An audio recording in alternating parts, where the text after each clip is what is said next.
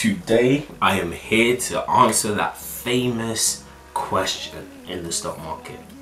What is the minimum amount of money that you need before you can enter the stock market? Is it £1,000? Is it £100? Is it £10? Keep watching. Hi guys, it's your favourite YouTuber again, Dami Solari, and you know what you're watching. DS Learner Finance. Whoa, whoa, whoa. Well, the honest answer is that it depends. Wait, before you guys start booing me, I promise you this is not a massive cop-out. Listen to what I'm going to say. It depends, and what it depends on is your threshold. Now granted, the answer I'm going to give you at the end, it's not going to be an exact answer for you or for your friend or for your friend's friend. It's not going to happen, no, because everyone's amount is different. But what it is going to do is give you the tools to find out what is your exact minimum threshold, minimum amount of money that you're willing to spend before you can enter the stock market. So I'm kind of tailoring it to you guys. So yeah, you owe me. Yeah. Now before I get started, it's important to say that the information that I'm going to base this on is based on an ISA investment, ISA type of investment, for those of you in the UK. For those of you outside of the UK, Google, no I'm joking, but for real.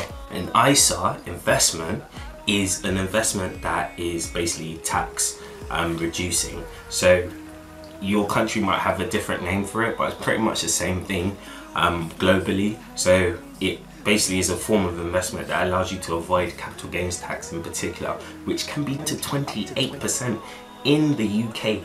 So yeah, that's a lot, guys. But in America, I do know that the ISA equivalent in America is called the IRA.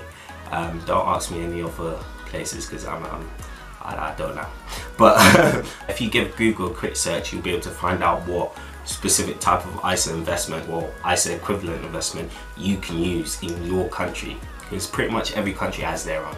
With that in mind, what you have to consider as an investor is your expenses. Now in the UK, we have stamp duty tax, which is 0.5% of every investment you make. Every trade that you enter, you have to pay 0.5% to the government as stamp duty tax. So if I bought £1,000 worth of Tesco shares, I would have to pay £5 to stamp duty tax. Yeah, it's peak for y'all and myself as well. £5. So really, I'm not actually spending £1,000. I'm spending 1,000 minus 5, so £995 just before I can even actually own that share. So stamp duty is one that you should watch out for. I'll get to why this is important later on. What other expenses are there to consider? Well, as an investor in the stock market, you've also got to consider the transaction fees. Now they can fluctuate, they have a wide range. In the UK it tends to be from £5, as little as £5 to as high as £25. Really and truly, on the most common ones, the sort of normal sort of stock brokers, they will charge you £5 to £10 per transaction. So if you're buying a share, they'll charge you £5 to £10, no matter what it is. So if I spent £1,000, I'll still get charged £10, let's say. Or if I spent £100, I'll still get charged the same amount with that stockbroker, £10, and so on. So it's just a base, flat, set amount that you pay every time you enter and exit a trade. So transaction fees. Now onto the juicy stuff. Why is this important? Well, you need to understand how much money you're actually getting from the initial amount of money you put in, if that makes sense. Let me explain. Well, what I mean by that is, if you're entering the stock market with £1,000, are you really spending that whole £1,000? The real answer is no, you're not. Yep, sorry to burst that bubble, no you're not. You're spending a smaller portion of it. Now granted, it might not be massive, but it still eats at the money that is rightfully yours, basically.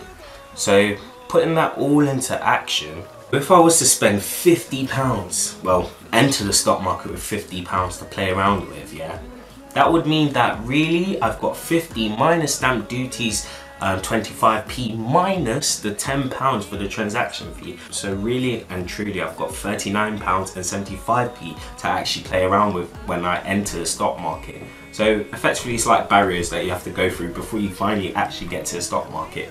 In other words, what that basically means is that the investment that I'm making has to increase by 26% roughly before I can even get my £50, my total £50 back. And this is what you can use to determine your minimum amount. Now, with that said, 26% increase is very hard to achieve in the stock market. A lot of companies in the stock market are nowhere near 25% increase every year. It's quite unrealistic, to be fair, especially if like you're a first-time trader. So let's increase our minimum amount some more. Let's say that it was £200. What would that mean?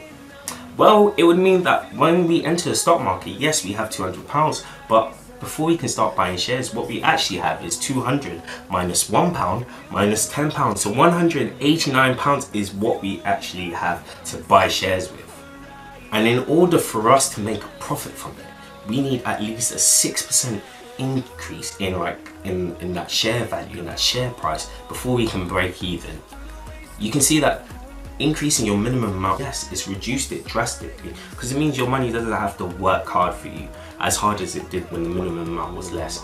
And this is what you should use whenever you're thinking about what's the minimum amount of money I should spend. If you feel like a trade is going to be risky, then ideally you don't want to put in a minimum amount, because it's going to be that much harder for that trade to make money on itself, and it's going to therefore be that much harder for you to make profit on the money you've invested. Yeah. And as you can see, that company doesn't have to work as hard as the company did when it was just a £50 minimum amount of money that you enter the trade with. It didn't, because the percentage that that company needs to make for you to break even is 6% as opposed to 26%. So a whole 20% gap. Now, given that there are a lot of companies in the stock market that will lose you money, 6% can still prove to be quite hard to find, like a hidden gem that can give you 6% interest. That can be proven hard, especially if you're a first-time trader. So what we're going to do is increase the minimum amount one more. So let's say we moved from 50 to 200, now to £1,000. What would that mean?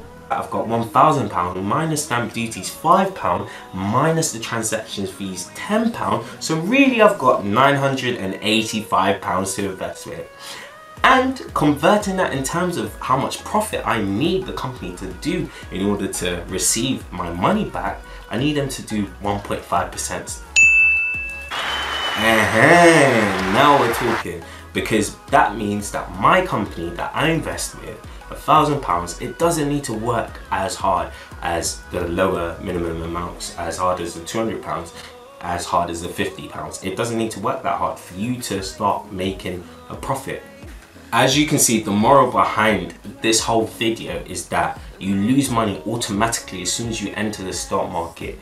But, and this is a very big but, the more money that you put into a trade, into one transaction, the easier it is for you to see a profit from it. However, most investors will say that you need around £300 before you can enter the stock market. I'll explain why. One word: dividends in the stock market. Now, you have companies that pay dividends, i.e. free money, for being a shareholder, being actively investing in that company. So a company will give you a certain portion compared to how much you already own of that company. So if you bought one share, a company will give you a certain portion of dividend in relation to that one share. If you, obviously, the more shares you own, the more dividends you get at the end of it. So with that said, on average in the stock market, dividend yield tends to be 2 to 3%.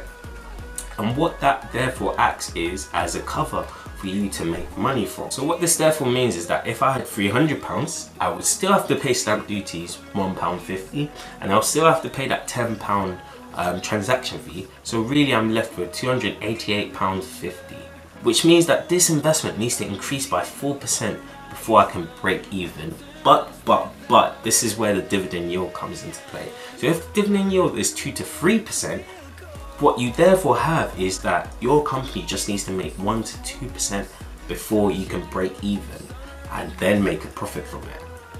So as you can see, investing in a company that pays a dividend acts as an extra support for you and your investment to make money upon itself. But that doesn't mean that you should just solely look at companies that pay dividends. So the answer to this famous question, what is the minimum amount of money you need to enter the stock market, is that it depends. But I've given you guys the tools, the skills that you need in this video. I've given it all to you guys to find out what that is for you individually. But before you guys can leave, you know what to do. Like, subscribe and share and hit that notification bell. DS Learning Finance. Whoa. Bye guys.